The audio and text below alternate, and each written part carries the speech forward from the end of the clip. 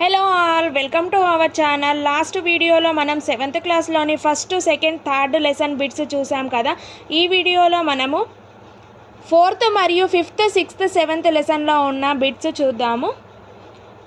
అలాగే త్వరలో టెట్ మరియు డిఎస్సి నోటిఫికేషన్ రాబోతుంది కాబట్టి ఇంకా ప్రిపరేషన్ స్టార్ట్ చేయని వారు ఉంటే ఇప్పుడే మన ఛానల్ని సబ్స్క్రైబ్ చేసుకొని ప్రిపరేషన్ స్టార్ట్ చేయండి. అలాగే ఈ వీడియో నచ్చితే మీరు లైక్ చేయండి, షేర్ చేయండి, అలాగే సబ్స్క్రైబ్ కూడా చేయండి. కాంపిటేటివ్ ఎగ్జామ్కి ప్రిపేర్ అవుతున్న వారందరికీ ఈ వీడియోని షేర్ చేయండి. అలాగే ఈ క్లాస్లో వచ్చేసి మనము 4th లెసన్ మహాసముద్రాలు చేపలు పట్టడం మరియు 5th lesson Europe, 6th lesson Africa మరియు 7th లెసన్ చేతి వృత్తులు మరియు చేనేత వస్త్రాలు లెసన్ గురించి ఇంపార్టెంట్ బిట్స్ చూద్దాము.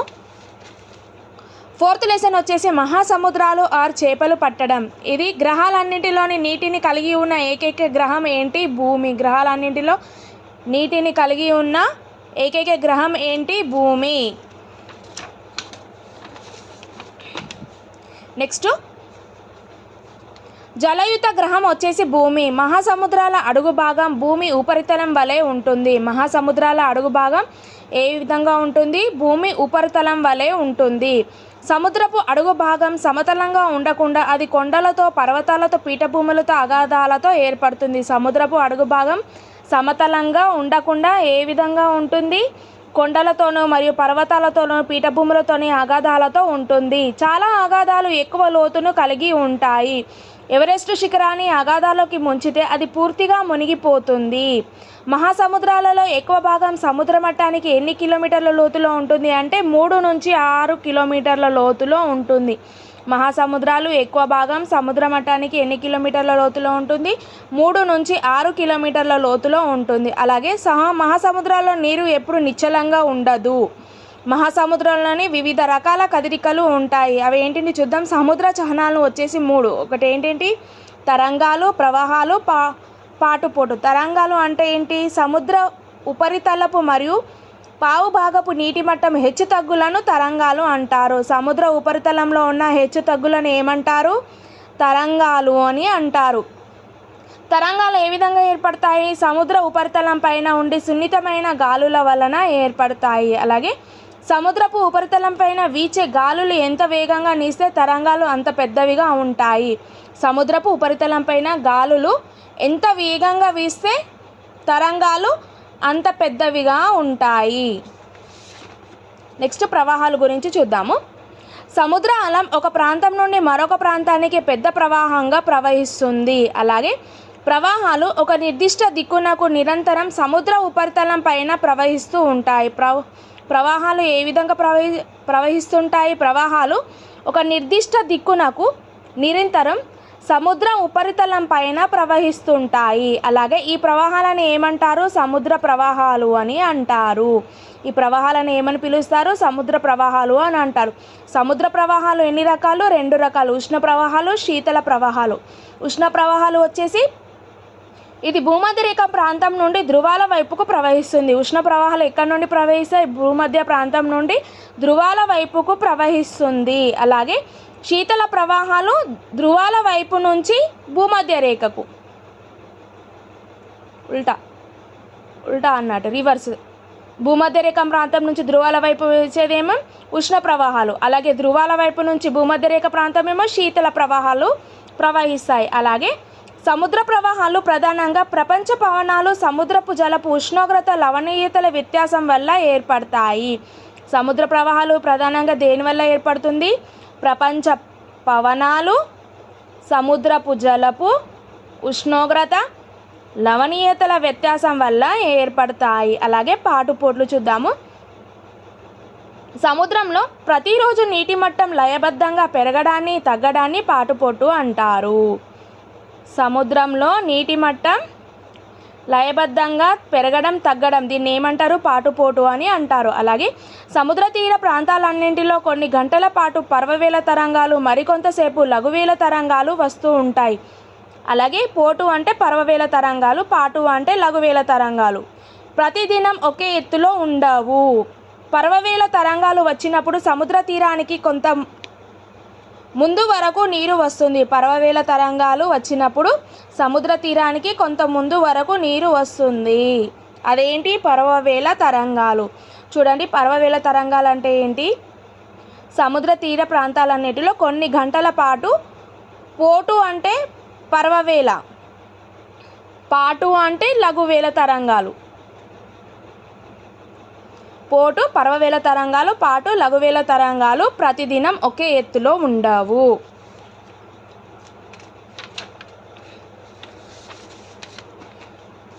నెక్స్ట్ పాటు వచ్చేసి లఘువేల తరంగాలు వచ్చినప్పుడు సముద్ర తీరం నుండి నీరు కొంత లోపలికి పోతుంది. లఘువేల పర్వవేల తరంగాలు వచ్చినప్పుడు ఏమవుతుంది? నీరు ముందుకు వస్తుంది, కొంత ముందుకు వస్తుంది. అలాగే లఘువేల తరంగాలు వచ్చినప్పుడు కొంత లోపలికి వెళ్తుంది. అలాగే పాటుపోట్లు చేపలు పట్టడానికి అనుకూలం. చేపలు పట్టడానికి ఏమనుకూలం? పాటుపోట్లు అనేవి చేపలు పట్టడానికి అనుకూలం. పాటుపోట్లు కొన్ని ప్రాంతాలలో నదులు తెచ్చే బురద మట్టిని సముద్రంలోనికి తీసుకుపోయి ఇసుక మేట వేయకుండా చూస్తాయి. అలాగే సముద్ర జలం ఉప్పుగా ఉంటుంది. సముద్ర జలంలో అనేక ఖనిజ లవణాలు ఉంటాయి. ఇవి వర్షాలు కురవడానికి ముఖ్య వనరులు ఏంటి? సముద్రాలే. అలాగే సముద్రాలు మత్స్య సంపదకు, సముద్ర సంబంధమైన ఇతర ఆహార పదార్థాలకు నిలయాలు. నెక్స్ట్ లవణాలకు సముద్రాలు ముఖ్య వనరు. లవణాలు ఏంటి? సముద్రాలకు ముఖ్య వనరులు. నెక్స్ట్ అంతర్జాతీయ వాణిజ్యానికి సముద్రాలే సహజ మార్గాలు. అలాగే ఆంధ్రప్రదేశ్ సముద్ర తీరంలోని తీర మైదానంలోని మత్స్యకారుల గ్రామం ఏంటి? భవనపాడు. భవనపాడు గ్రామం గురించి చూద్దాము. భవనపాడు గ్రామంలోని చేపలు పట్టేవారు తెల్లవారుజామున 4 గంటలకు లేచి చద్దనం తిని 5 గంటలకు సముద్రంలోనికి చేపల వేటకు బయలుదేరుతారు. అలాగే భవనపాడు మత్స్యకారులు మర పడవ మీద పనిచేస్తున్నారు. మత్స్యకారులు దేని మీద పనిచేస్తున్నారు? మర పడవ మీద. అలాగే భవనపాడు మత్స్యకారులు మర పడవను ఎక్కడ కొంటారు అంటే ఒడిస్సాలోని మార్కొండాలో. ఇది సుమారు 1,00,000 రూపాయలను కలిగి ఉంటుంది పడవ. వీళ్ళు ఎక్కడ కొంటారు అంటే ఒడిస్సాలోని మార్కొండాలో సుమారు 6 లక్షల రూపాయలు మరపడవకు. మత్స్యకారులు మరపడవ మీద పనిచేస్తారు. వీరు పొద్దున 4 గంటలకు లేచి చద్దన్నం తిని 5 గంటలకు సముద్రంలోని చేపల వేటకు వెళ్తారు భవనపాడు గ్రామం వాళ్ళు. నెక్స్ట్ భవనపాడు మత్స్యకారులు ఒకసారి చేపల వేటకు వెళ్ళి రావడానికి డీజిల్ కూలీ ఇతర ఖర్చులకు ఎంత ఖర్చు అవుతుంది అని అంటే 5,000 రూపాయలు ఖర్చు అవుతుంది.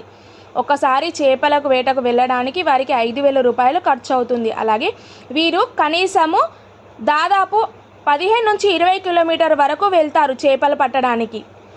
అలాగే భవనపాడు మత్స్యకారుల యొక్క కుటుంబం స్త్రీలు వ్యవసాయం చేస్తారు. వారి కుటుంబం యొక్క స్త్రీలు ఏం చేస్తారు అంటే వ్యవసాయం చేస్తారు. అలాగే మత్స్యకారులు సాధారణంగా మధ్యాహ్నం 1 గంట నుంచి రాత్రి 8 గంటల మధ్య వెనుతిరుగుతారు. మధ్యాహ్నం 1 గంట నుంచి రాత్రి 8 గంటల మధ్య వారు తిరిగి వస్తారు. అప్పుడప్పుడు చాలా ఆలస్యం కూడా అవుతుంది. అలాగే భవనపాడు మత్స్యకారులు ఆ రోజు తొందరగా మధ్యాహ్నం 3 గంటలకి రావడానికి కారణం ఏంటి? పారా అనే రకపు చేపలు ఎక్కువ దొరకడం. పారా అనే చేపలు ఎక్కువ దొరకడం వల్ల మనం 3 గంటలకి తిరిగి వచ్చేసారు. అలాగే మధ్యవర్తులు చేపలు వేరుపరిచి వాటిని శీతలీకరణ పెట్టెలో పెట్టి ఎక్కడికి పంపుతారు అంటే వీరి రవాణా ప్రదేశాలు ఏంటంటే కోల్కతా, బెంగళూరు, చెన్నై, హైదరాబాద్, కేరళ వీటి ప్రదేశాలకు చేపలను పంపిస్తారు. అలాగే చేపలు పట్టే వారి కంటే మధ్యవర్తులకు 4 రెట్లు అధిక మొత్తంలో ఆదాయం వస్తుంది. మధ్యవర్తులు ఉంటారు కదా, వారిని తీసుకువెళ్ళేవారు, వాళ్ళని 4 రెట్లు అధిక మొత్తంలో ఆదాయం వస్తుంది. అలాగే భవనపాడు మత్స్యకారులు స్థానికంగా తయారు చేసిన కర్ర తెప్పలపై సముద్రంలో 5 కిలోమీటర్ వరకు పోయి కొద్దిపాటి చేపలను పడతారు. భవనపాడు మత్స్యకారులు స్థానికంగా వారు తయారు చేసిన కర్ర తెప్పలపైన 5 కిలోమీటర్ వరకు వెళ్ళి కొద్దిపాటి చేపలను వేటాడుతారు. అలాగే మత్స్యకారుల భార్యలు సమీపంలోని పట్టణాలైన నౌపాడ, టెక్కలి, పుండి, పలాసాలలో అమ్ముతారు. వీరు ఎక్కడెక్కడ అమ్ముతారు అంటే నౌపాడ, టెక్కలి, పుండి, పలాసాలలో అమ్ముతారు. అలాగే భవనపాడు మత్స్యకారుల భార్యలను బెరకత్తెలు అంటారు. వీరిని ఏమని పిలుస్తారు? బెరకత్తెలు అని అంటారు. అలాగే కర్ర తెప్పలతో పోల్చుకుంటే మర పడవలలో వేట చేయడం ప్రమాదకరం. కర్ర తెప్పలతో పోల్చుకుంటే మరపడవ 5 లక్షల రూపాయలు పెట్టి కొంటారని చెప్పాను కదా, మరపడవతో వేటకు వెళ్ళడం చాలా ప్రమాదకరం. నెక్స్ట్ మరపడవలలో సముద్రంలో చాలా దూరం వరకు వెళ్ళవలసి ఉంటుంది. అక్కడ ప్రమాదం జరిగితే ఈదుకుంటూ ఒడ్డుకు చేరడం కష్టం. అలాగే భవనపాడు మత్స్యకారుల పెద్ద పడవలలో కూడా ప్రథమ చికిత్స పెట్టే లైఫ్ జాకెట్లు వారికి లేవు. వారికి ఏమేం లేవు? ప్రథమ చికిత్స పెట్టే మరియు లైఫ్ జాకెట్లు వారికి లేవు. అలాగే సముద్రంలో చేపలు చాలా సాహసోపేతమైనవి. ఇది ప్రమాదాలతో కూడిన పని. వీరు నూలు కర్రలు, నూలు కండే, కర్రదిబ్బ, కర్రబద్దె వంటి పరికరాలతో కూడిన టూల్ కిట్, అంటే టూల్ కిట్లో ఏమేమి ఉంటాయి? నూలు కర్రలు, నూలు కండే, కర్రబద్దె వంటి పరికరాలతో కూడిన టూల్ కిట్ వలల మరమ్మత్తు కోసం ప్రతి మత్స్యకారుని దగ్గర ఉంటుంది. టూల్ కిట్ ఏంటి? వలల మరమ్మత్తు కోసం వారి దగ్గర ఏమేమి ఉంటాయి? నూలు కర్రలు, నూలు కండే, కర్రబద్దె వంటి పరికరాలు టూల్ కిట్. దాన్ని ఏమంటారు? టూల్ కిట్ ప్రతి మత్స్యకారుని దగ్గర ఉంటుంది. అలాగే పొరలను బట్టి కన్ను, అంటే రింగ్స్, అంటే వలను బట్టి వారి అనేక రకాలు ఉంటాయి. పొరలను బట్టి అంటే కన్ను, అంటే వలలు అనేక రకాలు ఉంటాయి. చెప్పాను కదా, సన్నం వల, దొడ్డు వల, ఇలా. ఇటీవల కొత్తగా వచ్చిన వల ఏంటి? రింగ్ వల.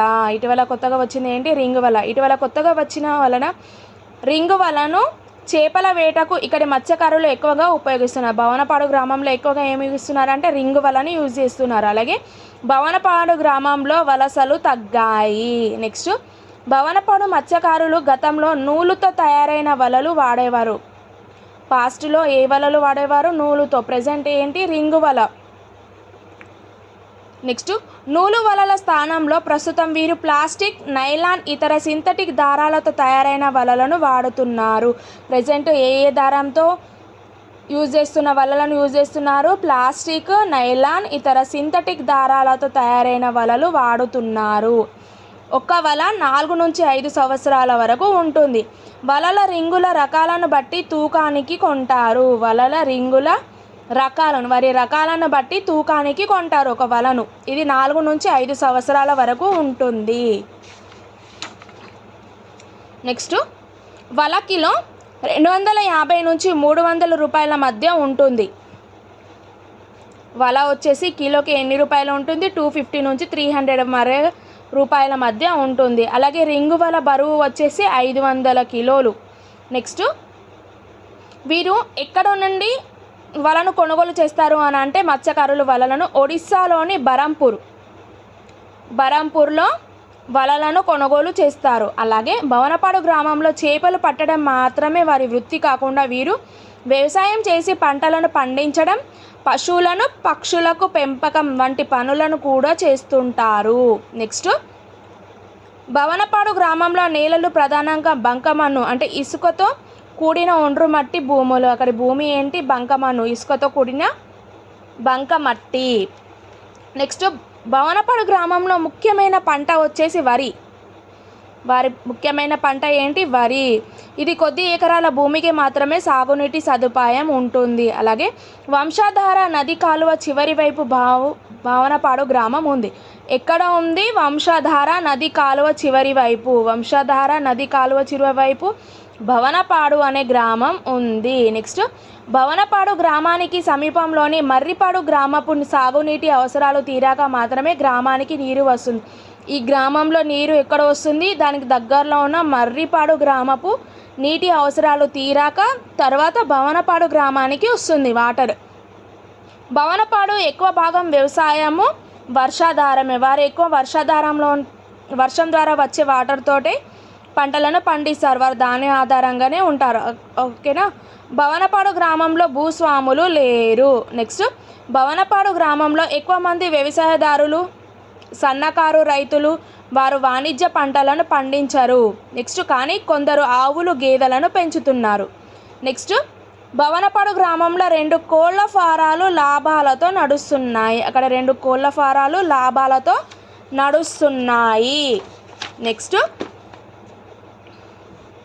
ఇక్కడ ప్రజలు పండించిన వరి వీరి అవసరాలకు చాలనందువలన తెల్ల రేషన్ కార్డు మీద చౌకదారుల దుకాణం నుండి కానీ బజార్లో కానీ బియ్యం కొనుగోలు చేస్తారు. ఇక్కడ పండించిన వరి వీరు ఏం చేస్తారు? వారి అవసరాలకు చాలకపోతే వారు తెల్ల రేషన్ కార్డు మీద చౌకదారు దుకాణం దగ్గరికి వెళ్ళి బజార్లో కానీ బియ్యంను కొనుగోలు చేస్తారు.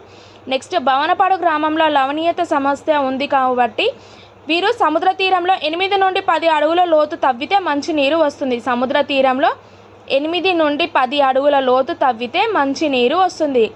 అలాగే వేసవి కాలంలో బావులలో నీరు అడుగంటుతుంది. ఈ బావులు మళ్ళీ నిండడానికి చాలా సమయం పడుతుంది.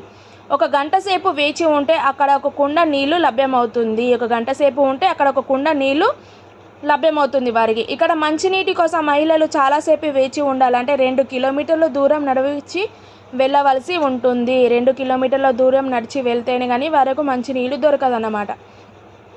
అలాగే ప్రస్తుతం భవనపాడు గ్రామానికి ఒక రక్షిత మంచినీటి పథకం మంజూరు చేసింది. ఏం మంజూరు చేసింది? రక్షిత మంచినీటి పథకం. అలాగే ప్రభుత్వం ప్రవేశపెట్టిన ఈ మంచినీటి పథకానికి నీటిని సమీపంలోని గ్రామమైన సూర్యమణిపురం నుండి పైపుల ద్వారా తరలిస్తారు. ఎక్కడ నుండి? సూర్యమణిపురం నుండి పైపుల ద్వారా తరలిస్తారు. ఇది పథకం కొంతకాలం ఊరటనిచ్చింది. నెక్స్ట్, ప్రధాన నీటి బ్యాంకు అపరిశుభ్రత, తరచుగా మోటార్ మరమ్మతులు చేయవలసి రావడం ఈ రక్షిత మంచినీటి పథకంకు ప్రధాన అవరోధంగా మారింది. ఈ మరమ్మతుకు ప్రధాన అవరోధం ఏం మారింది? వాటర్ వస్తుంది. ఆ వాటర్కి కూడా అపరిశుభ్రత, తరచుగా మోటార్ మరమ్మతులు వల్ల రక్షిత మంచినీటి పథకంకు ప్రధాన అవరోధంగా మారింది. ఈ విధంగా కొంతకాలం యువజన సంఘాలు ఈ పథకం పనిచేయడానికి సహకరించాయి, కానీ ఇప్పుడు అది కూడా ఆగిపోయింది. నెక్స్ట్, భవనపాడు ప్రజలలో ఎక్కువ మంది గంగమ్మను, గౌరీని, శివుణ్ణి పూజిస్తారు. వీరు తమ పడవలకు, వలలకు కూడా పూజ చేస్తారు. వీరు ఎవరెవరిని? గంగమ్మ, గౌరీని, శివుణ్ణి పూజిస్తారు. వీరి ప్రధాన పండుగ వచ్చేసి గౌరీ పూర్ణిమ. అలాగే గ్రామ సాధారణ నిధి అంటే ఉమ్మడి సొత్తు నుండి ఈ పండుగలకు ఖర్చు చేస్తారు. ఇక్కడి ప్రజలు చాలామంది పచ్చబొట్లు కూడా వేయించుకుంటారు. భవనపాడు గ్రామంలో ఒక బహిరంగ వేదిక ఉంది. దాని మీద నాటికలు, బుర్రకథలు, హరికథలు, రికార్డు డ్యాన్సులు ప్రదర్శిస్తారు. ఇక్కడ భవనపాడు గ్రామంలో నాటికలు, బుర్రకథలు, హరికథలు, రికార్డు డ్యాన్సులలో ప్రదర్శిస్తారు. అలాగే భవనపాడు గ్రామంలో కార్యక్రమాలన్నింటినీ పిల్లాస్ అని పిలిచే కుల పెద్ద నిర్వహిస్తారు. ఈ కార్యక్రమాలన్నింటినీ ఎవరు నిర్వహిస్తారు? పిల్లాస్ అని పిలిచే కుల పెద్ద. అంటే ఇతను ఏం చేస్తారు? కుల పెద్ద ప్రజల ఆచార వ్యవహారాలను నిర్ణయిస్తారు. పిల్లాస్ అనే పిలిచే కుల పెద్ద ప్రజల ఆచార వ్యవహారాలను నిర్ణయిస్తారు. ఈ విధంగా వీరు వివాదాలను పరిష్కరిస్తారు. అలాగే జరిమానాలు విధిస్తారు. ఈ రకంగా వసూలైన ధనం గ్రామ సాధారణ నిధికి జమ చేస్తారు. వారి ద్వారా వసూలైన ధనాన్ని ఏం చేస్తారు? గ్రామ సాధారణ నిధికి జమ చేస్తారు. Okay friends, 4th lesson complete అయింది. ఇప్పుడు 5th లెసన్ చూద్దాము. 5th లెసన్ వచ్చి ఏముంది మనకు? యూరోప్లో ఏమేమి ఉంది చూద్దాము. యూరోప్ వచ్చేసి పారిశ్రామిక విప్లవం మొదట యూరోప్లో సంభవించింది. అలాగే యూరోప్ ఉనికిని గ్లోబు లేదా అట్లాస్లో ఎరుపు రంగులో ఉంటుంది. యూరోప్ ఉనికి గ్లోబులో లేదా అట్లాస్లో ఏ రంగులో ఉంటుంది? ఎరుపు రంగులో ఉంటుంది. పారిశ్రామిక విప్లవం మొదట ఎక్కడ సంభవించింది? యూరోప్. పారిశ్రామిక విప్లవం మొదట ఎక్కడ? యూరోప్.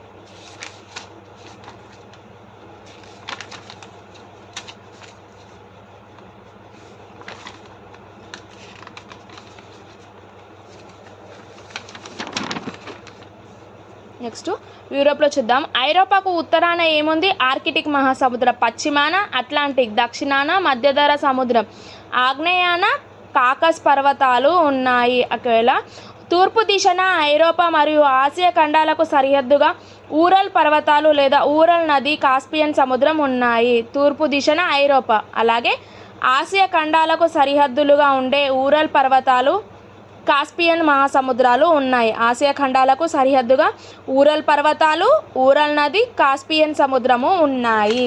చూద్దాము ఒక నిమిషం.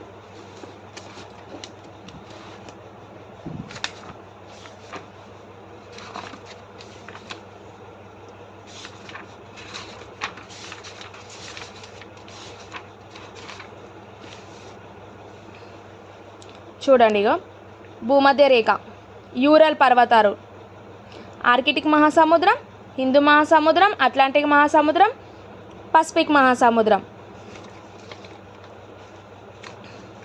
ఇది ఉత్తరాన ఏముంది ఆర్కిటిక్ మహాసముద్రం, అలాగే పశ్చిమాన అట్లాంటిక్ మహాసముద్రం, అలాగే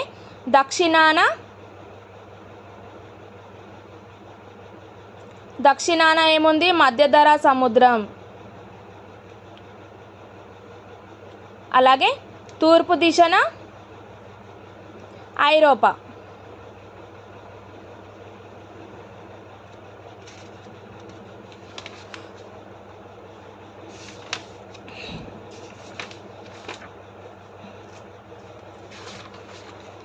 అలాగే ఆసియా ఖండాలకు సరిహద్దుగా ఉన్న యూరల్ పర్వతాలు, యూరల్ నది, ఇగో మధ్యధరా సముద్రం ఇక్కడ ఉంది చూడండి.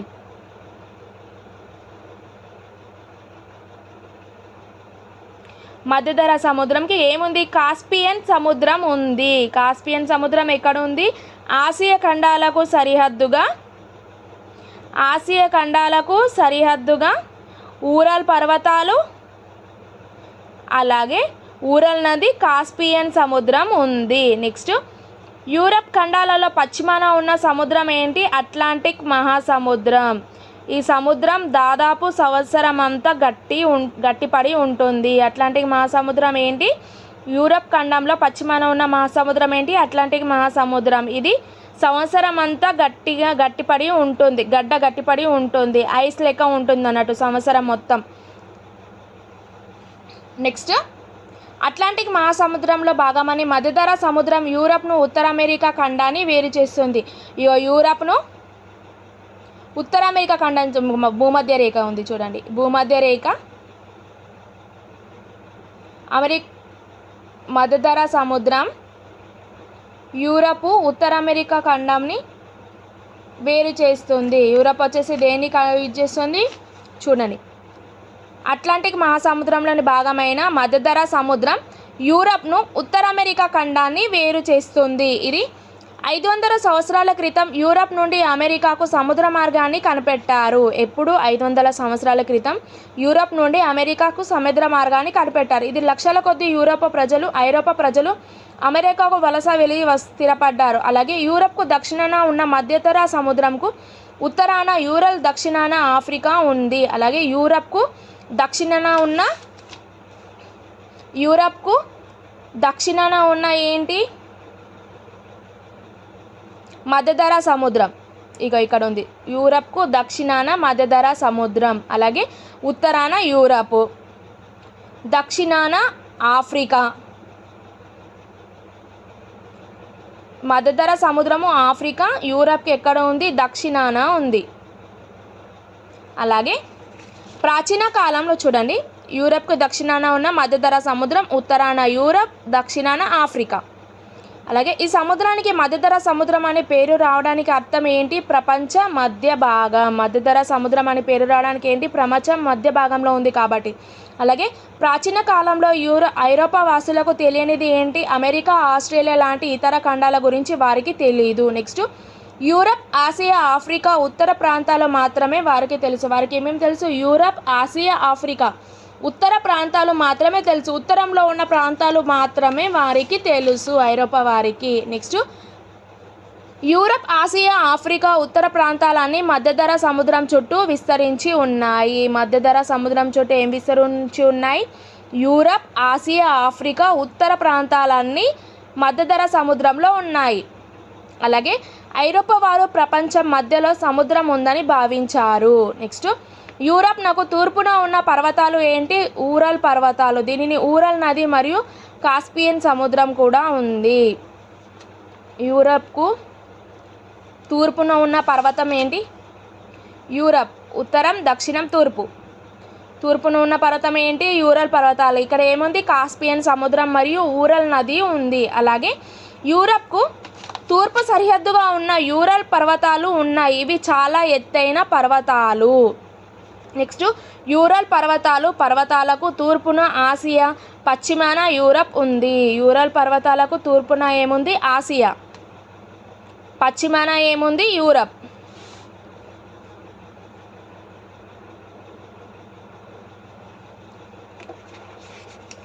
చూడండి ఇక్కడ యూరల్ పర్వతాలు యూరప్కి ఏ విధంగా ఉంది, పశ్చిమాన ఉంది కదా. ఇప్పుడు యూరప్ పర్వతాలలో ఉత్తరంకి ఏముంది చెప్పలేదు, దక్షిణంలో తూర్పులో ఏముంది ఆసియా, పశ్చిమాన యూరల్ పర్వతాలకి పశ్చిమాన యూరప్ ఉంది, యూరల్ పర్వతాలకి తూర్పున ఆసియా ఉంది. ఈ విధంగా అలాగేనా.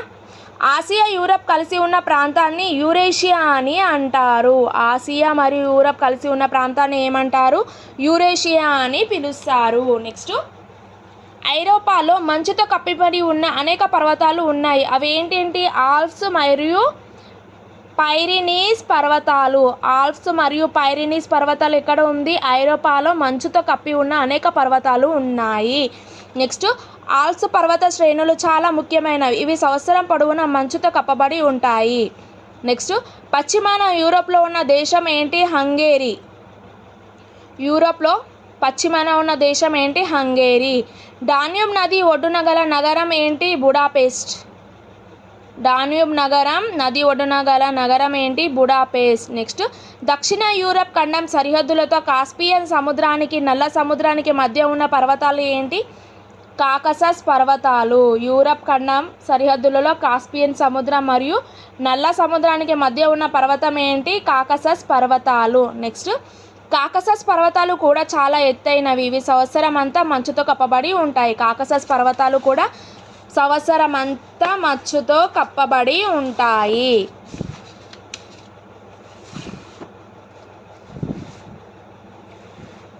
ఇగో చూడండి హంగేరీ చెప్పాను కదా. హంగేరీ పశ్చిమ యూరప్లో ఉన్న దేశం ఏంటి, హంగేరీ. ఇక్కడ ఉంది హంగేరీ. నెక్స్ట్, డాన్యూబ్ నది ఒడ్డున గల ఏంటి, బుడాపెస్ట్. ఇక్కడ చూడండి నల్ల సముద్రం కాస్పియన్ సముద్రానికి మధ్య ఏమిటి, కాకసస్ పర్వతాలు. ఇవి రెండు ఏంటి,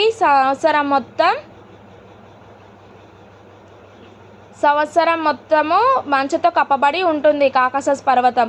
దక్షిణ యూరప్కు గల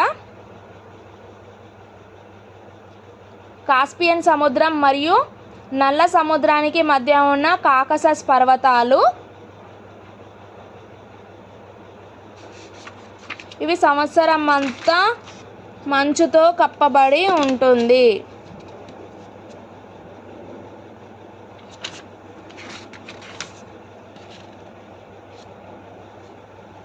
ఇంకో ఇక్కడ ఆల్ప్స్ పర్వతాలు, పైరినీస్ పర్వతాలు, నల్ల సముద్రం మరియు కాస్పియన్ సముద్రానికి మధ్య ఏముంది, కాకసస్ పర్వతాలు. ఈ కాకసస్ పర్వతాలు ఏంటి, సంవత్సరం అంతా పొడవైనవి మరియు మంచుతో కప్పబడి ఉంటుంది. ఇక ఉత్తర సముద్రంలో ఉన్న నైరు నది. అర్థమవుతుంది కదండి మీకు. నెక్స్ట్ చూద్దాము. యూరప్ ఆసియా ఖండాల మధ్య చాలా ఎక్కువ వ్యత్యాసం కనబడుతుంది. అలాగే ఆసియాలో ఉన్నటువంటి విస్తారమైన పీఠభూములు యూరోప్లో మాత్రం లేవు. ఆసియాలో ఉన్నటువంటి విస్తారమైన పీఠభూములు, ఆసియాలో పీఠభూములు ఉంటాయి, యూరోప్లో మాత్రం లేవు.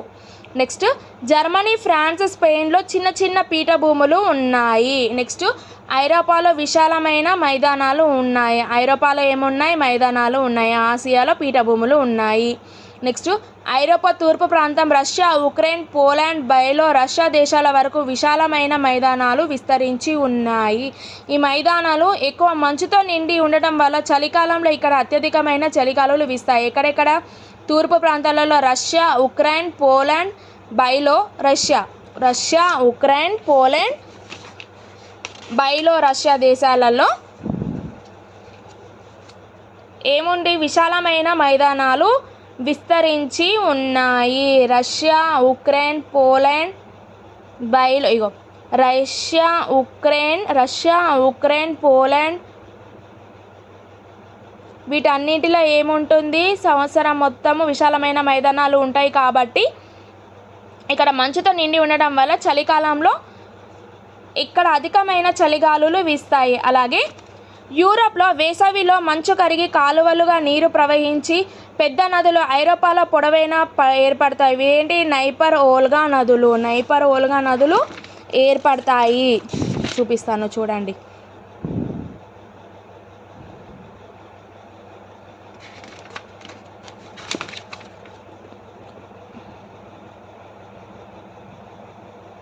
ఇంకో నైపర్ నది ఓల్గా నది కనిపిస్తుంది కదా. ఇక నైపర్ నది ఓల్గా నది ఏముంది నైపర్ ఓల్గా నది వేసవిలో మంచు, ఇప్పుడు మంచు ఇక్కడ మొత్తం గడ్డ కడుతుంది కదా, అది మంచు కరిగి కాలువలుగా నీరుగా ప్రవహించి పెద్ద నదులు అంటే ఐరోపాలో పొడవైన నదులు పొడవైనవిగా ఏర్పడతాయి. నైపర్ నది మరియు ఓల్గా నదులు ఏర్పడతాయి. నదులు కేవలం వ్యవసాయ నీటిపారుదలకే కాకుండా జల రవాణాకు అనుకూలంగా ఉన్నాయి. నెక్స్ట్, యూరప్లో జల రవాణాలో పడవలు, ఓడలు, తెప్పలు ఒక ప్రాంతం నుండి మరొక ప్రాంతానికి సరుకులను, మనుషులను తీసుకొని వెళ్తాయి. అలాగే యూరోప్లోని నదులు అనేక దేశాలతో రవాణా సౌకర్యాలు కలిగి ఉండి అంతర్జాతీయ వ్యాపారానికి అనువుగా ఉన్నాయి. నెక్స్ట్, యూరోప్లోని నదులలో అంతర్జాతీయ వ్యాపారానికి అనువుగా ఉన్న నదులలో ముఖ్యమైనది ఏంటి? రైన్ నది.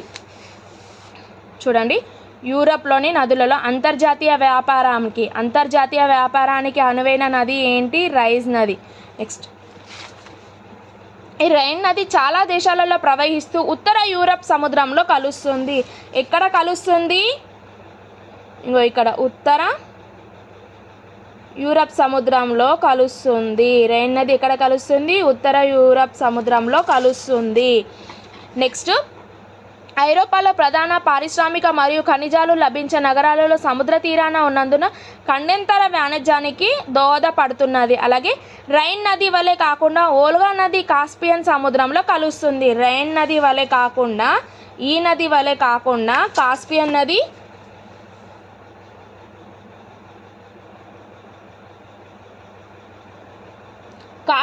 సముద్రంలో కలుస్తుంది. ఇక్కడ కలుస్తుంది రైన్ నది వరకే కాకుండా ఓల్గా నది ఎక్కడ కలుస్తుంది? ఓల్గా నది, చూడండి, ఓల్గా నది కాస్పియన్ సముద్రంలో కలుస్తుంది. నెక్స్ట్, ఓల్గా నది ఒక పెద్ద సరస్సు లాంటిది. ఓల్గా నది ఏంటి?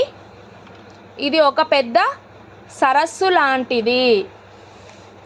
ఓల్గా నది వచ్చేసి ఏంటి? ఒక పెద్ద సరస్సు లాంటిది. రైన్ నది వల్ల కాకుండా ఓల్గా నది కాస్పియన్ సముద్రంలో కలుస్తుంది. కాస్పియన్ సముద్రంలో ఏ నది కలుస్తుంది అంటే ఓల్గా నది. నెక్స్ట్, ఓల్గా నది ద్వారా ఖండాంతర వ్యాపారం చేయడం కష్టం. అలాగే ఓల్గా నది ద్వారా జల రవాణాతో ఖండాల మధ్య వ్యాపారం చేయలేకపోతున్నారు. అలాగే డాన్యూబ్ నది 7 దేశాల మీదుగా ప్రవహించడం వలన దీనిని అంతర్జాతీయ నదిగా పేర్కొన్నారు. డాన్యూబ్ నది ఎన్ని దేశాల మీద కలుస్తుంది అంటే 7 దేశాల మీదుగా ప్రవహించడం వల్ల దానిని ఏమని పిలుస్తారు అంటే అంతర్జాతీయ నది. అంతర్జాతీయ నది ఏంటి? డాన్యూబ్ నది. ఇది అంతర్జాతీయ నది ఏంటి? డాన్యూబ్ నది. ఎన్ని? 7 దేశాలు, 7 దేశాల మీదుగా ప్రవహిస్తుంది కాబట్టి దానిని ఏమంటారు? డాన్యూబ్ నది అని అంటారు. చూడండి, ఓల్గా నది ఎక్కడ కలుస్తుంది? కాస్పియన్ సముద్రంలో కలుస్తుంది. నెక్స్ట్, ఐరోపాలోని ముఖ్య నదులు వచ్చేసి పొడవైనది ఓల్గా నది. ఇది 3690 కిలోమీటర్లు ప్రవహిస్తుంది. అలాగే రెండవ నది డాన్యూబ్ నది. ఇది 2960 కిలోమీటర్లు. నెక్స్ట్, యూరల్ నది వచ్చేసి 2530 కిలోమీటర్లు ప్రవహిస్తుంది. నెక్స్ట్, యూరప్ సముద్ర తీరం బాల్టిక్ సముద్రం మరియు సముద్ర తీర భూభాగంలో చొచ్చుకొని వచ్చినట్టు ఉంటుంది. యూరప్ సముద్ర తీరం, బాల్టిక్ సముద్రం తీరం, యూరప్ సముద్ర తీరము, బాల్టిక్ సముద్ర తీరము ఏ విధంగా ఉంటుంది అని అంటే భూభాగంలోకి చొచ్చుకొని వచ్చినట్టు ఉంటుంది. ఇక చూడండి, బాల్టిక్ సముద్రం మరియు యూరప్ సముద్రం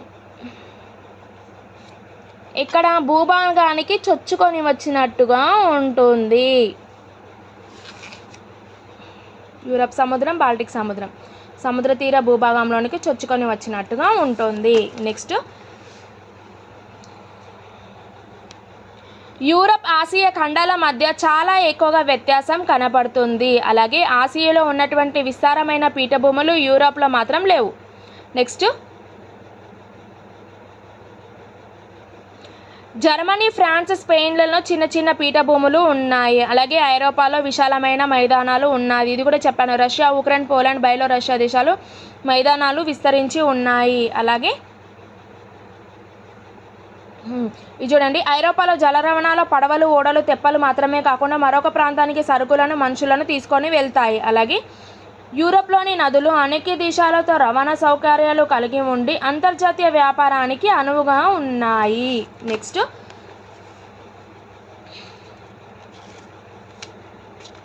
ఇది చెప్పాను ఇందాక, చూడండి.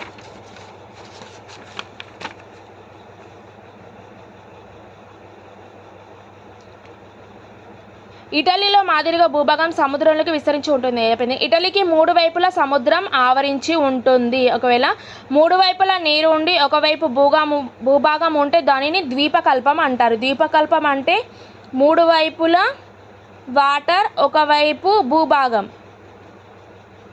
దాన్ని ఏమంటారు? ద్వీపకల్పం అంటారు. ఎగ్జాంపుల్ ఏంటి? Norway, Sweden. ఈ ద్వీపకల్పాన్ని స్కాండినేవియా ద్వీపకల్పం అంటారు. స్కాండినేవియా ద్వీపకల్పం అంటే ఏంటి? Norway, Sweden.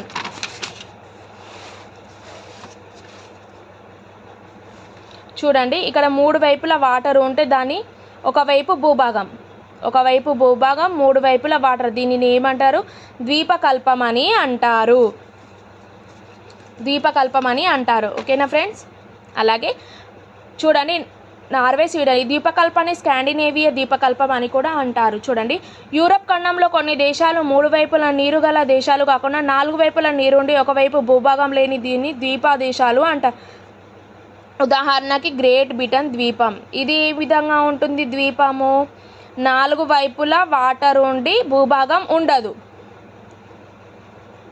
4 వైపులా వాటరే ఉంటుంది. దీనిని ఏంటారు? ద్వీపం అంటారు. ఇది great Britain. Example, great Britain అనేది ద్వీపం. ప్రాచీన కాలం నుండి ఐరోపా వారు సముద్రాలు, ద్వీపాలు ఎక్కువగా ఉపయోగించుకున్నారు. శీతోష్ణ స్థితి చూద్దాము. యూరప్లో ఏ విధంగా ఉంటుంది? యూరప్లో శీతోష్ణ స్థితి మన దేశం కంటే చాలా చల్లగా ఉంటుంది. యూరప్ దేశాలలో చలికాలంలో మంచు కురుస్తుంది. చలికాలంలో ఏం కురుస్తుంది? మంచు కురుస్తుంది. అలాగే అక్కడ వేసవి ప్రాంతంలో మన దగ్గర వేసవిలో ఉన్నంత వేడి ఉండదు. నెక్స్ట్, ఐరోపా వాతావరణం భారతదేశం కంటే భిన్నంగా ఉంటుంది. భూమధ్యరేఖ ప్రాంతం నుండి మనం ఉత్తరం వైపు కానీ దక్షిణం వైపు కానీ దూరంగా వెళ్ళే కొద్ది ప్రాంతాలు సంవత్సరం అంతా చల్లగా ఉంటుంది. భూమధ్యరేఖ నుంచి ఉత్తరం వైపు కానీ దక్షిణం వైపు కానీ సంవత్సరం అంతా వెళ్ళే కొద్ది ఏ విధంగా ఉంటే సంవత్సరం అంతా చల్లగా ఉంటుంది. ధృవాల దగ్గర సంవత్సరం అంతా మంచుతో కప్పి ఉంచడం జరుగుతుంది. ధృవాల దగ్గర సంవత్సరం అంతా ఏ విధంగా ఉంటుంది? మంచుతో కప్పి ఉంచడం జరుగుతుంది. Next, Europe.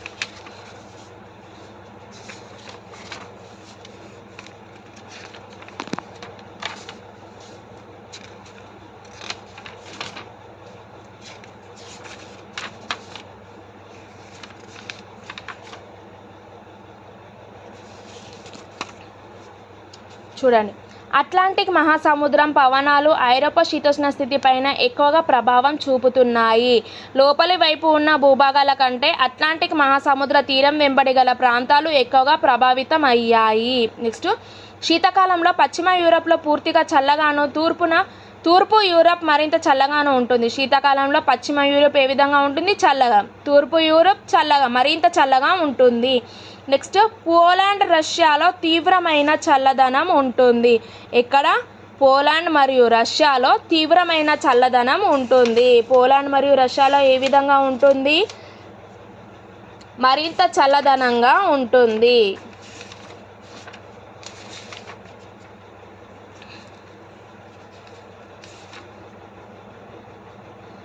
ఇంకో పోలాండ్, రష్యాలోని తీవ్రమైన చల్లదనం ఉంటుంది. ఫ్రాన్స్లోని, గ్రేట్ బ్రిటన్లోని వెచ్చదనం ఉంటుంది. చూడండి, ఫ్రాన్స్, గ్రేట్ బ్రిటన్లోని వెచ్చదనంగా ఉంటుంది. నెక్స్ట్, రష్యాలో శీతాకాలంలో చాలా చల్లగా ఉండి నదులు, సముద్రాలు కూడా గడ్డ కట్టుతాయి. అలాగే పశ్చిమ యూరప్లోని సముద్ర తీర ప్రాంతాలకు అటువంటి పరిస్థితి లేదు. నెక్స్ట్, పశ్చిమ యూరప్ అట్లాంటిక్ మహాసముద్రానికి దగ్గరగా ఉన్నందువలన అక్కడ పరిస్థితి యూరప్ శీతోష్ణ స్థితిని ప్రభావం చూస్తుంది. దేనికి దగ్గరగా?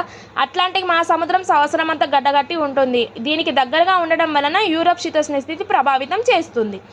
నెక్స్ట్ చూడండి, సంవత్సరం అంతా అట్లాంటిక్ మహాసముద్రం నుండి గాలులు యూరప్ వైపుగా వీస్తాయి. ఆ గాలి ఇటు వీచడం వలన యూరప్ శీతోష్ణ స్థితి కూడా మరింత చల్లగా ఉంటుంది. పశ్చిమ దిశ నుండి వీచే గాలులను పశ్చిమ పవనాలుగా పిలుస్తారు. పశ్చిమ దిశ నుండి గాలులను వీయడం వల్ల నేను ఏమంటారు పశ్చిమ పవనాలు అంటారు. నిజానికి ఈ గాలులు అనేవి నైరుతి దిశ నుండి ఈశాన్యం వైపుకు వస్తాయి. నిజంగా అంటే నైరుతి దిశ నుండి ఈశాన్యం వైపుకు వీస్తాయి. నెక్స్ట్, భూమి ఉష్ణోగ్రత కంటే ఎక్కువగా వేడి తేమ కలిగి ఉంటాయి. నెక్స్ట్, ఈ పడమటి గాలులు సంవత్సరమంతా వీస్తూ యూరప్ శీతోష్ణ స్థితిని ప్రభావితం చేస్తుంది. చూడండి ఫ్రెండ్, టెక్స్ట్ బుక్ ప్రకారమే బిట్స్ ఉన్నాయి. మీరు ప్రతి ఒక్కరు వీడియో చూసినట్లయితే లైక్ చేయండి, షేర్ చేయండి, అలాగే సబ్స్క్రైబ్ కూడా చేయండి. నేను టెక్స్ట్ బుక్ ప్రకారం మీకు చూపిస్తూ వీడియో చేస్తున్నాను.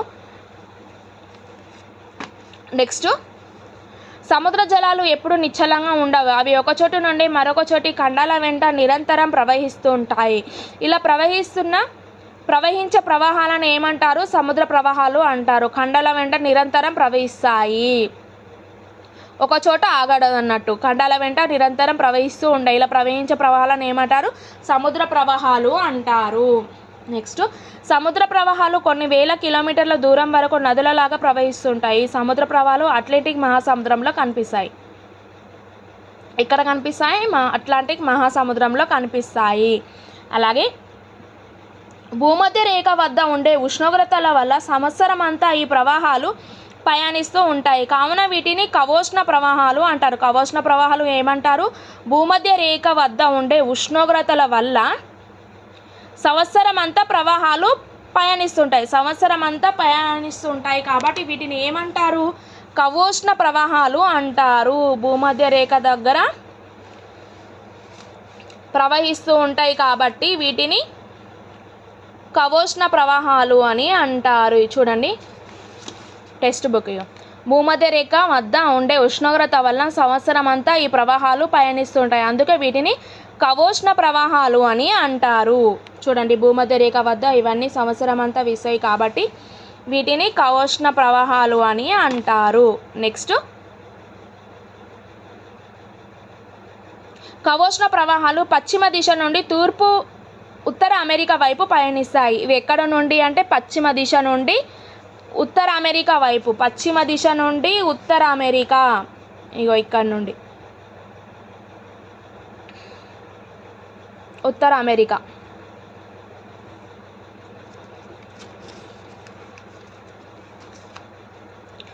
ఈశాన్య తీర ప్రాంతాలకు చూడండి, పశ్చిమ దిశ నుండి ఉత్తర అమెరికా వైపు పయనిస్తాయి. అలాగే కవోష్ణ ప్రవాహాలు అమెరికా ఈశాన్య తీర ప్రాంతాలను ప్రభావితం చేస్తాయి కాబట్టి తర్వాత యూరప్ వైపు వీస్తాయి. ఫస్ట్ ఈశాన్య తీర ప్రాంతాలకు, తర్వాత యూరప్. అర్థమైంది కదండి. ఈ కవోష్ణ ప్రవాహాలు యూరప్లోని పశ్చిమ తీర ప్రాంతాలను తాకుతాయి. ఎక్కడ తాకుతాయి? పశ్చిమలోని తీర ప్రాంతాలకు తాకుతాయి. అలాగే కవోష్ణ ప్రవాహాలు యూరోప్లోని పశ్చిమ తీర ప్రాంతాలను తాకుతాయి. ఈ ప్రవాహాలు అమెరికాలోని గల్ఫ్ స్ట్రీమ్. కవోష్ణ ప్రవాహాలు ఎక్కడ? అమెరికాలోని గల్ఫ్ స్ట్రీము అనగా వేగంగా ప్రవహించేదని. ఇది ఐరోపాలోని ఉత్తర అట్లాంటిక్ డ్రిఫ్ట్ అనగా నిదానంగా. ఫాస్ట్గా ఎక్కడ? అమెరికాలోని గల్ఫ్ స్ట్రీమ్. అలాగే ఉత్తర అట్లాంటిక్ వద్ద డ్రిఫ్ట్ నిదానంగా. అమెరికాలో ఎక్కువ, ఉత్తర అట్లాంటిక్లో తక్కువగా ప్రవహిస్తుంది.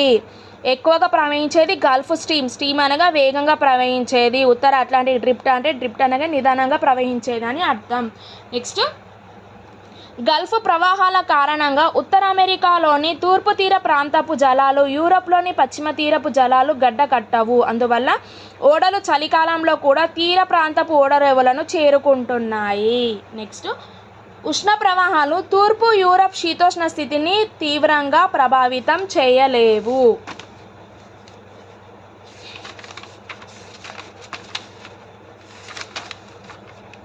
నెక్స్ట్,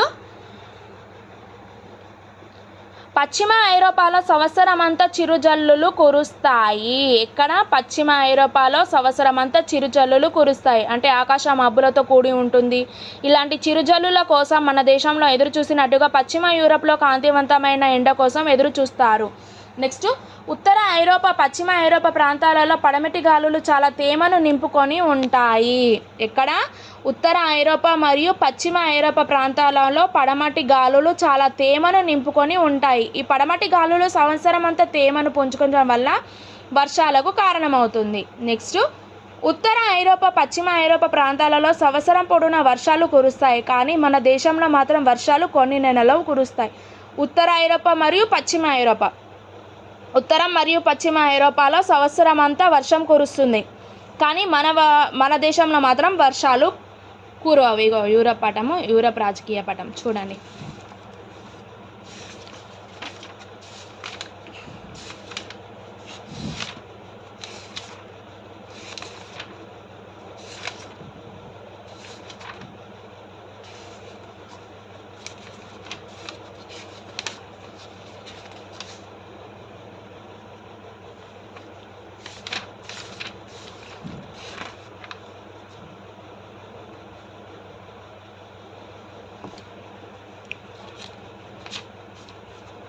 నెక్స్ట్ పశ్చిమ ఐరోపా ప్రాంతాలలో ఉష్ణ ప్రవాహాలు చేపల పెంపకానికి అవసరపడుతున్నాయి. పశ్చిమ ఐరోపా ప్రాంతాలు ఉష్ణ ప్రవాహాల చేపల పెంపకానికి అవసరమవుతున్నాయి. నెక్స్ట్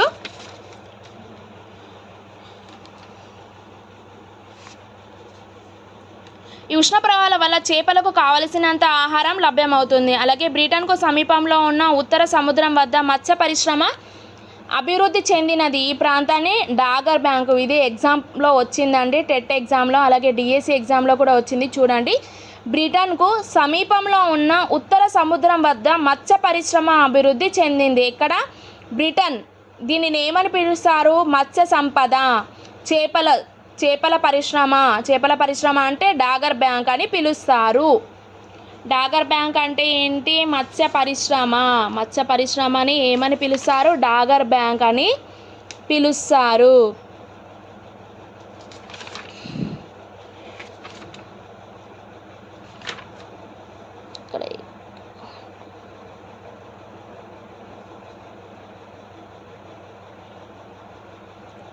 ఇంకో చూడండి, ఉత్తర సముద్రం వద్ద మత్స్య పరిశ్రమ అభివృద్ధి చెందింది. ఎక్కడ? బ్రిటన్ సమీపం దగ్గర. దీనిని ఏమని పిలుస్తారు? డాగర్ బ్యాంక్ అని పిలుస్తారు.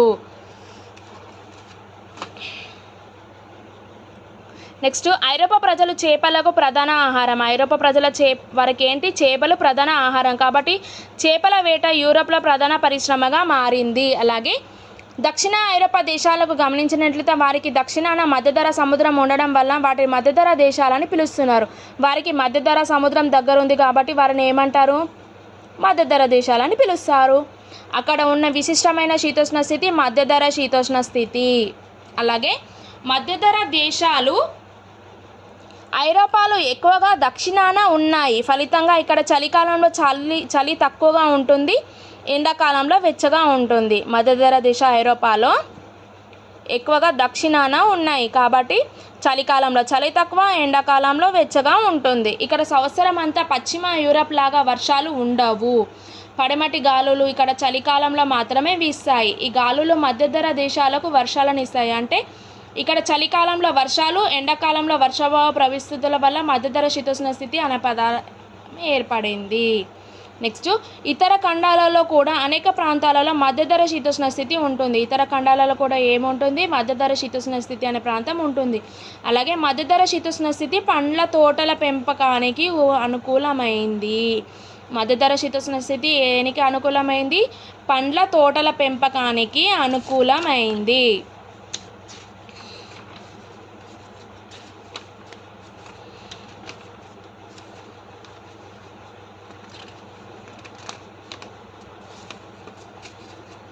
నెక్స్ట్ అవేంటేంటి? ద్రాక్ష, బత్తాయి, ఆలివ్, అత్తి పండ్లు మరియు అరగుంజ పండ్లు, అంజూర పండ్లు ముఖ్యమైనది. ఏంటేంటి? ద్రాక్ష, బత్తాయి, ఆలివ్ పండ్లు, అత్తి పండ్లు, అంజూర పండ్లు మొదలైనవి దక్షిణ యూరప్లో విస్తృతంగా పెంచుతారు. దక్షిణ యూరప్లో ఏం పండ్ల తోటలు పెంచుతారు?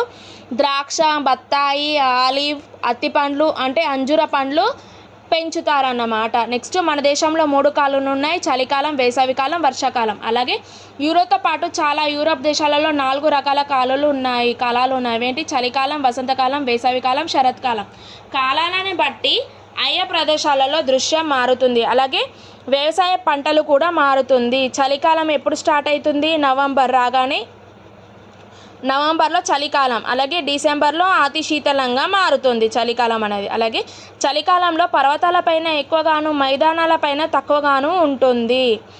మంచు కురుస్తుంది అన్నట్టు.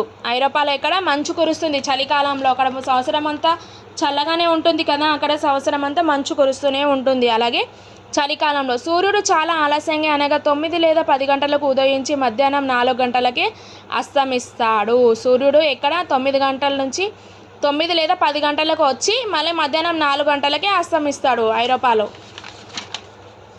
నెక్స్ట్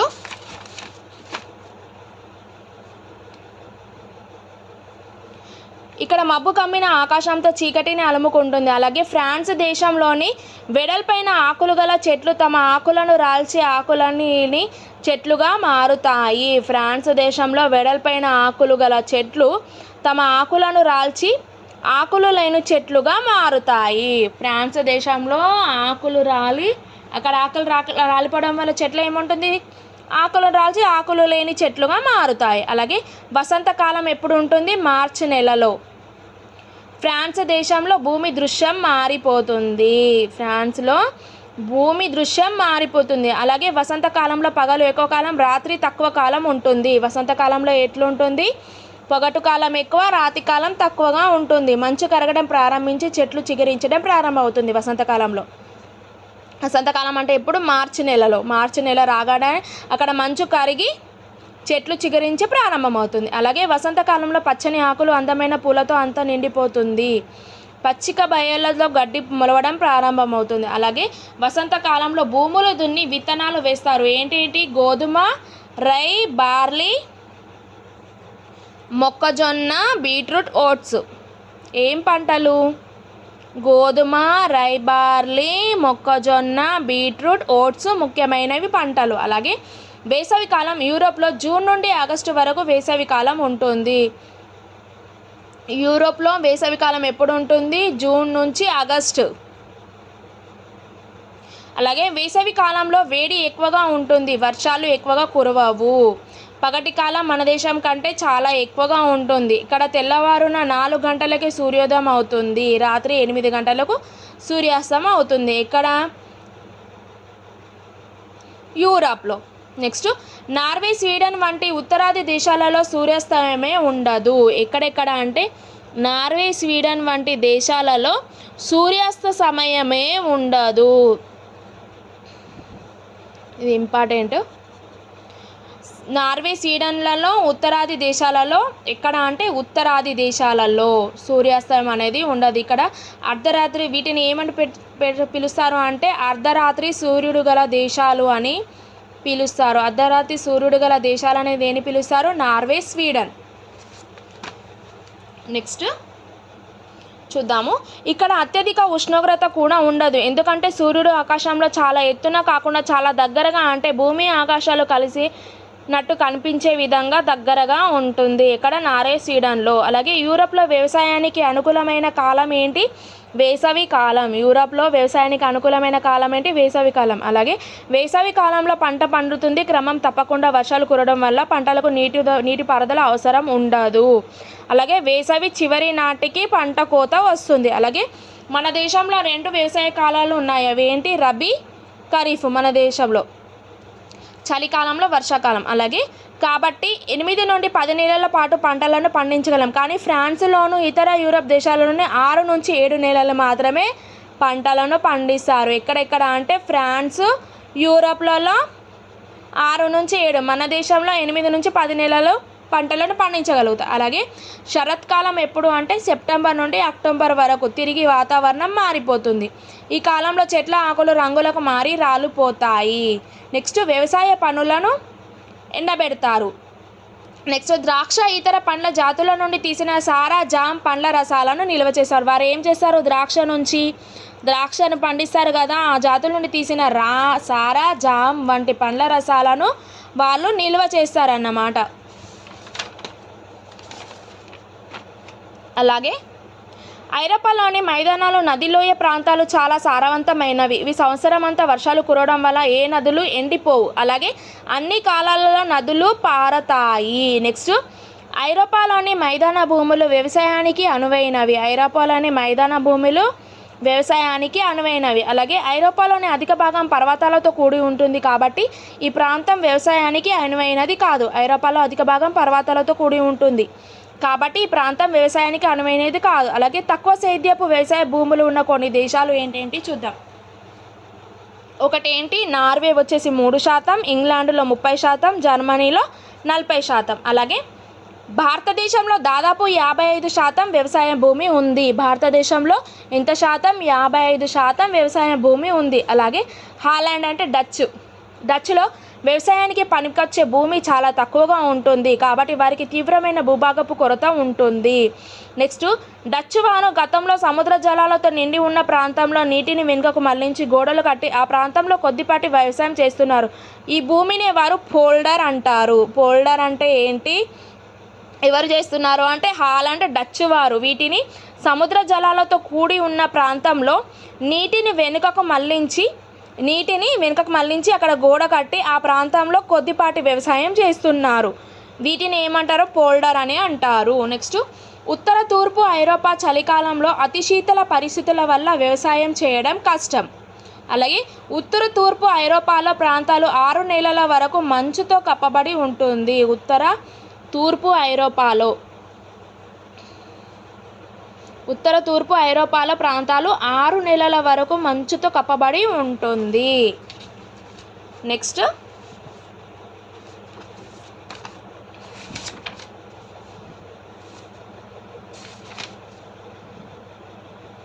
నార్వేలో 3%, ఇంగ్లాండ్లో 30%, జర్మనీలో 40% వ్యవసాయ భూమి ఉంటుంది. డచ్లో వ్యవసాయానికి పనికొచ్చే భూమి తక్కువ. అలాగే చూడండి, సముద్ర జలాలతో నిండి ఉన్న ప్రాంతంలో నీటిని వెనుకకు మళ్లించి గోడలు కట్టి కొద్దిపాటి వ్యవసాయం చేస్తున్నారు. వీటిని ఏమంటారు? పోల్డర్. ఎక్కడ అంటే డచ్.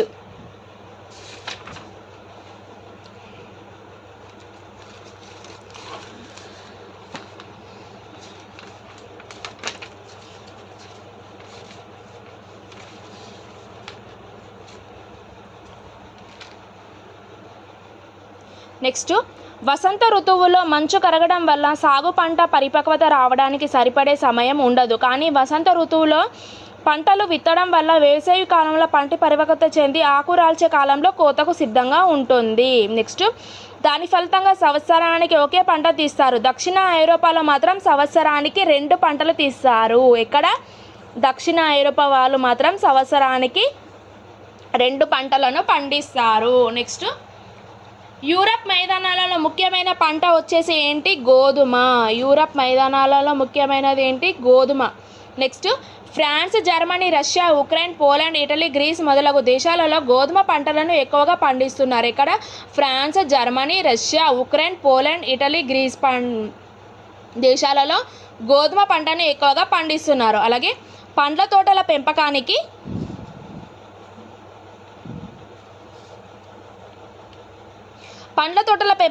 దక్షిణ యూరప్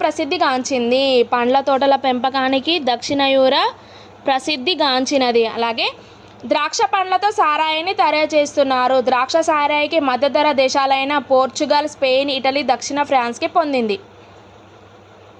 ఎక్కడెక్కడ సారాయి అని అంటే Portugal, Spain, Italy, France.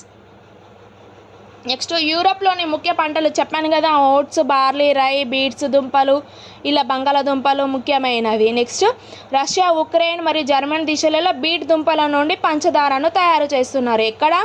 Russia, Ukraine వాళ్ళు జర్మనీ దేశాలలో బీట్ దుంపల నుండి పంచదార ఉత్పత్తి చేస్తున్నారు. అలాగే యూరప్లో గత 2 శతాబ్దాల కాలంలో వ్యవసాయ రంగంలో సమూహమైన మార్పు చోటు చేసుకుంది. ఇప్పుడు భారతదేశంలో లాగా ఐరోపాలో చిన్న రైతులు అనేవాళ్ళు లేరు. నెక్స్ట్, సాంకేతిక రంగంలో వచ్చిన మార్పుల కారణంగా పెద్ద రైతులు విశాలమైన వ్యవసాయ క్షేత్రాలను సమకూర్చుకొని కొద్దిపాటి కూలీలతో యంత్రాలను, రసాయనిక ఎరువులు మొదలైనవి ఉపయోగించి వ్యవసాయం చేస్తున్నారు. ఇప్పుడు వీరు కూడా కూలీలతో యంత్రాలు మరియు రసాయనిక ఎరువులను ఉపయోగించి వ్యవసాయం చేస్తున్నారు. వీరు ముఖ్యంగా మార్కెట్లో అమ్మడానికి వ్యవసాయ ఉత్పత్తులను పండిస్తున్నారు. అలాగే పెద్ద భూస్వాములు పెట్టుబడిదారులు చేతుల్లోకి భూములు చేరడంతో చిన్న రైతులు వ్యవసాయ రంగం వదిలి నగరాలలో పరిశ్రమలు లేదా సేవా రంగంలో ఉత్పత్తి పొందుతారు.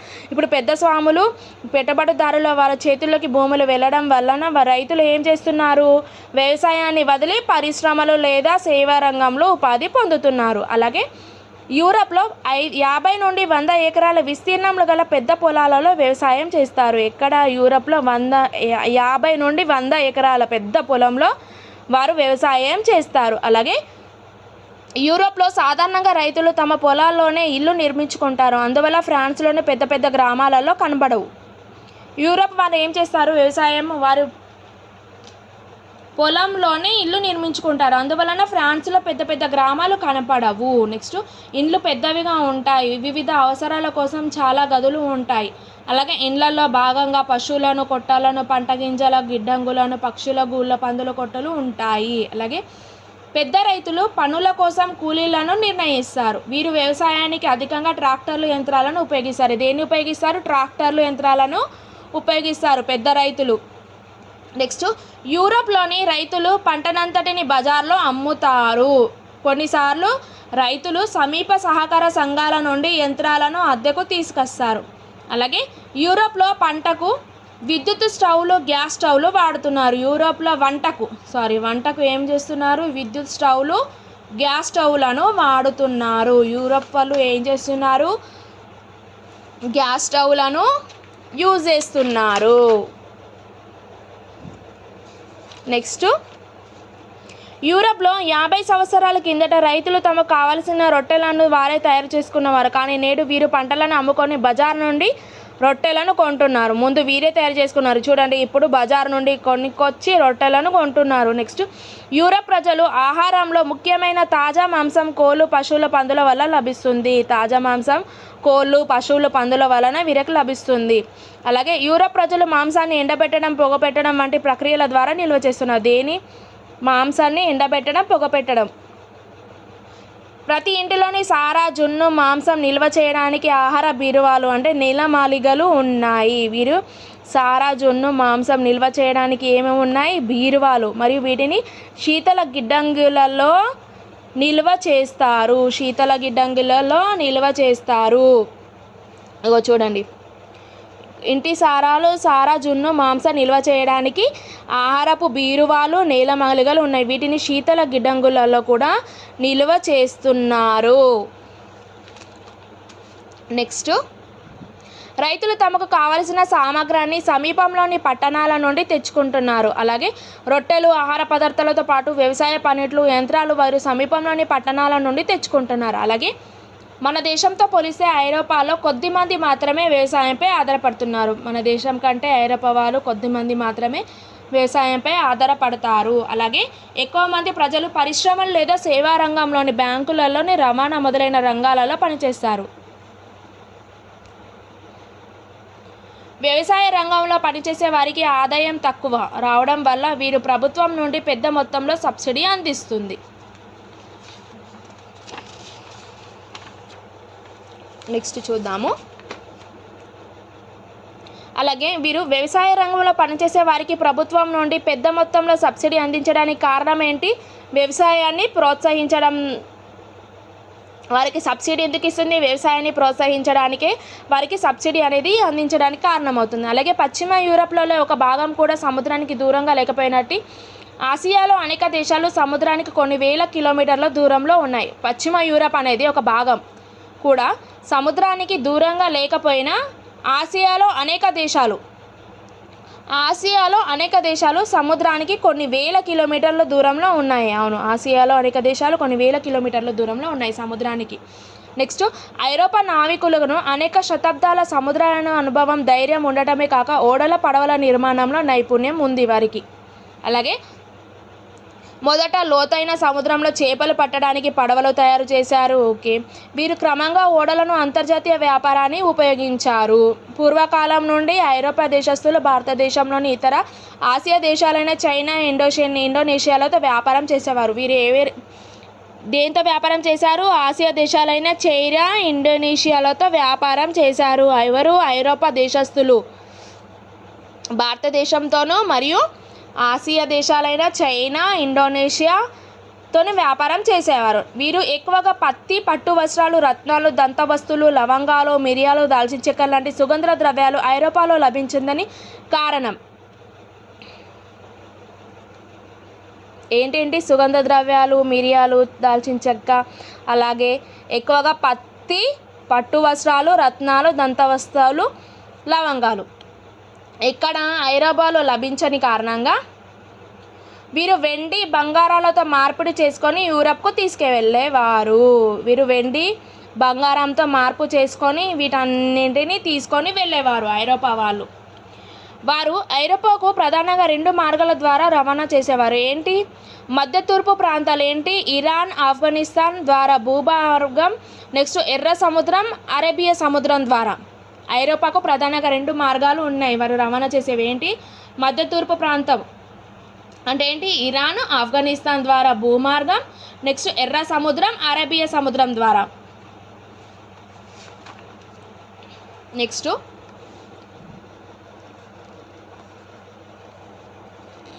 500 సంవత్సరాల క్రితం పశ్చిమ ఐరోపా నావికులు, వ్యాపారస్తుల భారతదేశానికి కొత్త మార్గాలను అన్వేషించడం ప్రారంభించారు. ఇక్కడ 500 సంవత్సరాల క్రితమే పశ్చిమ ఐరోపా నావికులు భారతదేశానికి కొత్త మార్గాలను అన్వేషించడం ప్రారంభించారు. అలాగే అరబ్ దేశాలు తరచుగా ఐరోపా వారితో యుద్ధాలు చేయడం వల్ల వారికి కొత్త మార్గాల అన్వేషణ అవసరమైంది. ఎవరు? అరబ్ దేశాలు. ఎక్కడ? ఐరోపా వారితో యుద్ధం చేయడం వల్ల కొత్త మార్గాల అన్వేషణ అవసరమైంది. అలాగే మధ్యధరా సముద్ర తీరం మీద ఇటలీ వ్యాపారస్తుల నియంత్రణ ఉండడం వల్ల ఇతర దేశాలకు అంత సులువుగా అనుమతి లభించేది కాదు. అందుకే ఇతర దేశ నావికులు భారతదేశానికి కొత్త మార్గాలను కనిపెట్టవలసిన అవసరం గుర్తించారు. నెక్స్ట్ కారణం ఏంటి అంటే మధ్యధరా సముద్రం ఇటలీ వర్తకుల ఆధీనంలో ఉండడం వల్ల అరబ్బులు అనేక అడ్డంకులు కలిగించడం వల్ల కొత్త మార్గాల కోసం అన్వేషణ మొదలైంది. నెక్స్ట్ ఇటలీ నావికుడు క్రిస్టోఫర్ కొలంబస్ భూమి గుండ్రంగా ఉండటం వల్ల భారతదేశానికి పశ్చిమ వైపున ప్రయాణించి చేర్చుకోవచ్చని భావించాడు. ఇటలీ నావికుడు ఏం చెప్పాడు? క్రిస్టోఫర్ కొలంబస్ భూమి గుండ్రంగా ఉండడం వల్ల భారతదేశానికి పశ్చిమ వైపున ప్రయాణించి చేరుకోవచ్చని భావించాడు. ఒకవేళ అట్లాంటిక్ మహాసముద్రం మీదుగా పశ్చిమ వైపు ప్రయాణించినట్లయితే చైనాకు భారతదేశానికి ముందో లేదో లేక తరువాతనో చేరుకోవచ్చని భావించాడు. ఏంటి? అట్లాంటిక్ మహాసముద్రం మీదుగా వెళ్తే పశ్చిమ వైపు ప్రయాణించి చైనాకు లేకపోతే భారతదేశానికి ముందో లేక తర్వాత చేరుకోవచ్చని భావించాడు. నెక్స్ట్ 1492 కొలంబస్ అట్లాంటిక్ మహాసముద్రం దాటడానికి 3 నౌకలతో ప్రయాణమయ్యాడు. ఎవరు? అట్లాంటిక్ 1942 కొలంబస్ భారతదేశానికి చేరుకోవడానికి అట్లాంటిక్ మహాసముద్రం మీదుగా 3 నౌకలతో ప్రయాణం అయ్యాడు.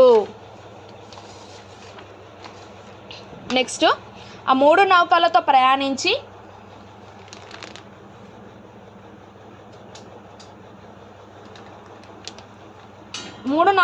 ప్రయాణించిన తర్వాత అతను భూభాగానికి చేరుకున్నాడు. ఎక్కడ చేరుకున్నాడు? భూభాగానికి చేరుకున్నాడు. అప్పుడు అతను భారతదేశానికి చేరుకున్నవన్నీ భావించాడు, కానీ వాస్తవానికి అతను భారతదేశానికి చాలా దూరంలో ఉన్నాడు. ఎవరు?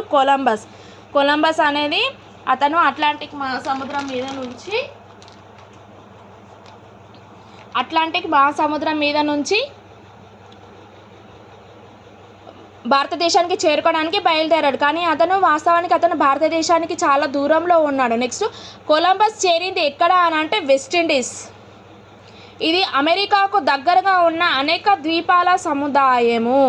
నెక్స్ట్ కొలంబస్ కంటే ముందు ఐరోపా వారికి అమెరికా గురించి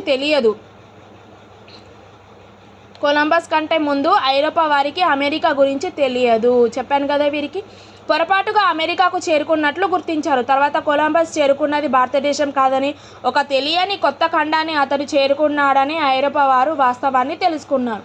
తర్వాత అనేక మంది ఐరోపా వాసులు వ్యాపార రీత్యా వెళ్ళి స్థానికులపై ఆధిపత్యం సాధించి అమెరికాలలో స్థిర నివాసాలను ఏర్పరచుకున్నాడు. ఎక్కడ? అమెరికాలో స్థిర నివాసంని ఏర్పరచుకున్నారు.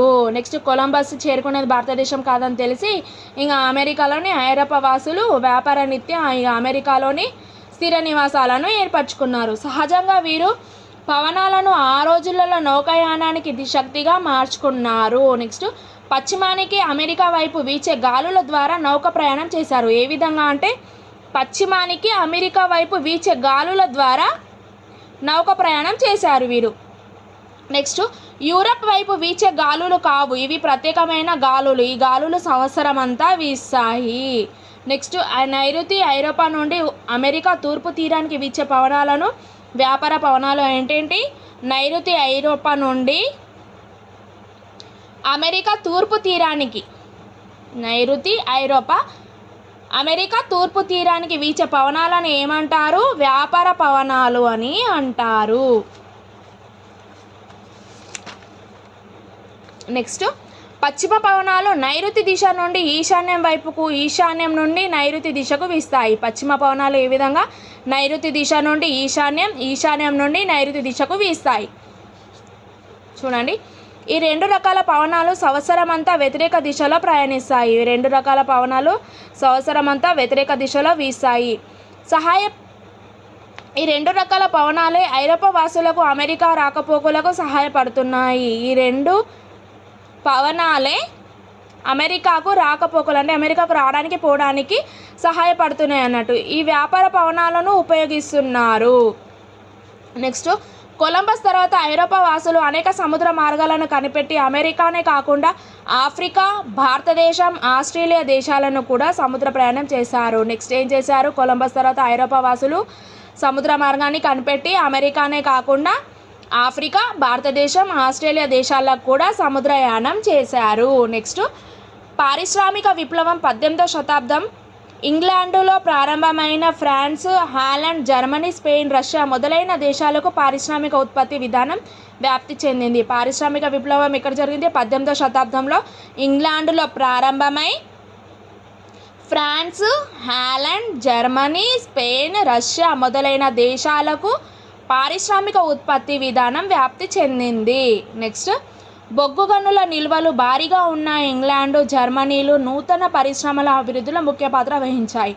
ఏంటేంటి? బొగ్గు గనుల నిల్వలు ఎక్కడగా ఉన్నాయి? ఇంగ్లాండ్, జర్మనీలో నూతన పరిశ్రమల అభివృద్ధిలో ముఖ్య పాత్ర వహించాయి.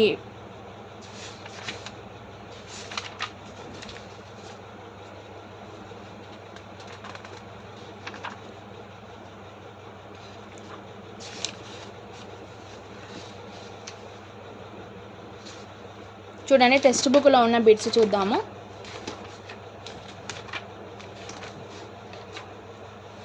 రైన్ నది ఏ దిశల గుండా ప్రవహిస్తుంది? Switzerland, Germany, France, Netherland. Next Danube నది Germany, Austria, Slovakia, Hungary, Romania, Ukraine. Next Hungary మైదాన ప్రాంతం సరిహద్దులో ఉన్న రెండు పర్వత శ్రేణులు ఏంటి? డ్రాన్స్, డునుబి మరియు మెక్సెన్. నల్ల సముద్రం చుట్టూ ఉన్న దేశాలు ఏంటి? Bulgaria, Georgia, Romania, Russia, Turkey, Ukraine. Next నదులు, మహాసముద్రాలు చూద్దాం. సెయిన్లో ఇంగ్లీష్ ఛానల్ సముద్రం, రైన్ ఉత్తర సముద్రంలో కలుస్తుంది. ఓడర్ వచ్చేసి బాల్టిక్ సముద్రంలో, పో వచ్చేసి అడ్రియాటిక్ సముద్రం, డాన్యూబ్ వచ్చేసి నల్ల సముద్రంలో కలుస్తుంది. నెక్స్ట్ విస్టులా వచ్చేసి బాల్టిక్ సముద్రంలో కలుస్తుంది. ఓల్గా చెప్పాను కదా, కాస్పియన్ సముద్రంలో. నైపర్ వచ్చేసి నల్ల సముద్రంలో, డాన్ వచ్చేసి ఆజోల్ సముద్రంలో కలుస్తుంది. నెక్స్ట్ వీనా వచ్చేసి బాల్టిక్ సముద్రంలో కలుస్తుంది.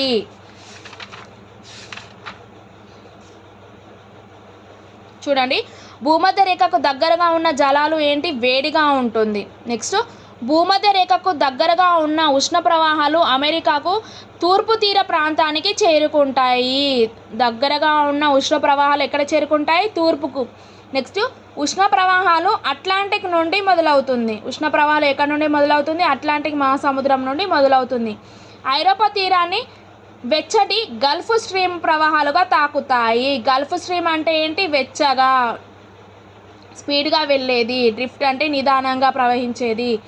పశ్చిమ పవనాలు అట్లాంటిక్ మహాసముద్రం నుండి యూరప్కు సంవత్సరం అంతా వీస్తాయి.